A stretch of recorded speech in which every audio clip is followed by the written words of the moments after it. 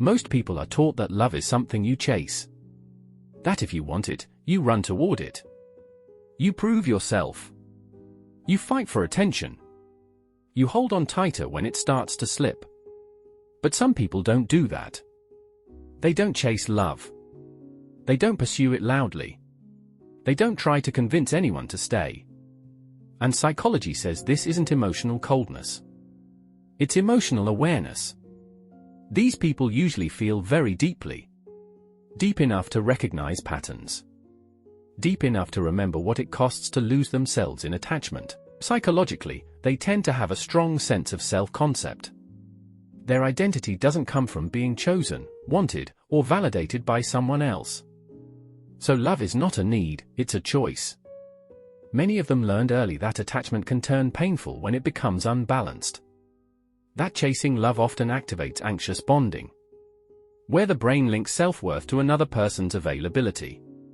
They felt how the nervous system reacts when love becomes uncertain. The overthinking. The waiting. The emotional highs and crashes. And at some point, their mind decided it didn't want to live that way anymore. Psychology shows that people who don't chase love often have more secure emotional boundaries. They understand that love should feel regulating, not dysregulating. Safe, not destabilizing. They don't confuse dopamine with connection.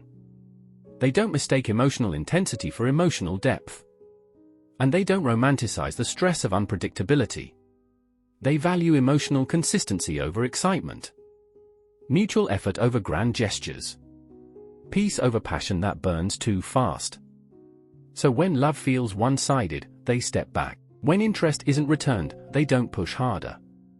Not because they don't care, but because their psychology refuses to chase what threatens their inner balance. They are often comfortable with solitude. Not because they prefer being alone, but because their nervous system doesn't panic in silence.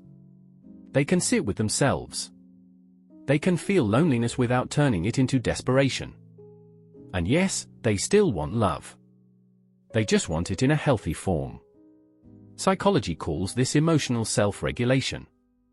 The ability to soothe oneself instead of searching for external rescue. These people don't look for someone to complete them.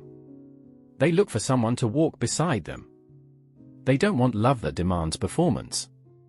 They want love that recognizes them as they are. So they wait. Not passively, but consciously. They allow connections to unfold naturally. They let love reveal itself instead of forcing it. And if it never arrives, they still remain whole. So if you're someone who doesn't chase love, know this: you are not detached. You are emotionally mature. You are not distant. You are grounded in yourself. And one day, the love meant for you won't trigger anxiety, confusion, or urgency.